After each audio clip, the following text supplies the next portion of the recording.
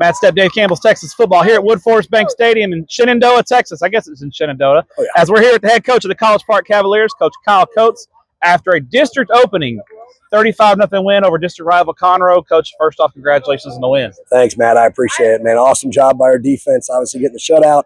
Offense answered the bell. You know, it's tough sledding. They have a really good defense. So when our time to answer the bell came, we started to, and it was a really good job in the second half. You know, I think we got to start with your defense. You pitch a shutout. You got to brag on those guys a little bit. I thought it started with your front. Oh, yeah. Particularly inside, your two big defensive tackles, the two sophomores, just controlled things. They were the anchors and just didn't let Conroe get anything going. Did you guys feel good about that matchup? Did you feel like your defensive line could control the tempo of the game and put them in obvious passing situations? Yeah, those two guys up front, I mean, they're only sophomores. They're really, really talented kids. Both of them are, 380-pound benchers, squatting in the 500s. So we know if they got to get the job done, they'll get it done. Coach Howard had a really good plan, mixing up some 3 down and some 4 down. And so got us into some advantageous looks for what they were trying to do, running zone, some of the stuff where they were pulling their guard around. And we were just kind of hitting it in the mouth.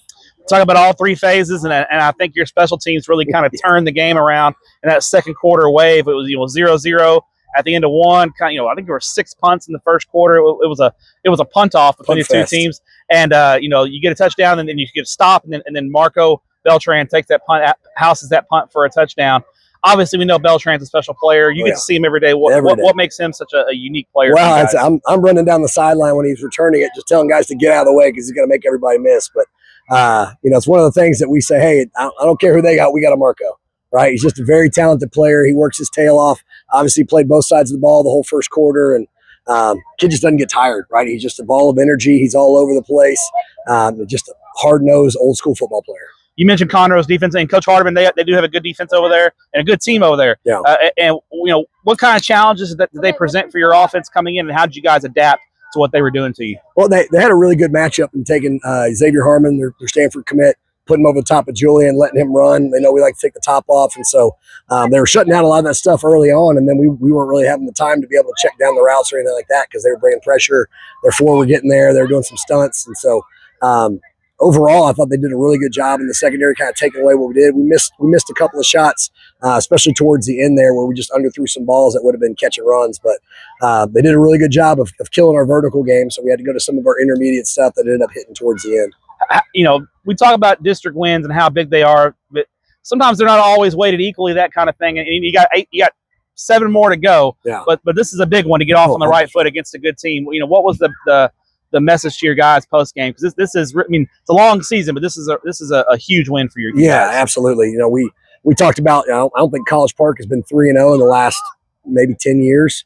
And so we talked about what a statement this would be of, hey, guys are kind of counting you out, saying you haven't played anybody, saying it's all stats right now. And so to come out here and have a tough win like this, I think really is kind of a tribute to our kids, how hard they work, how much, they put in every single day.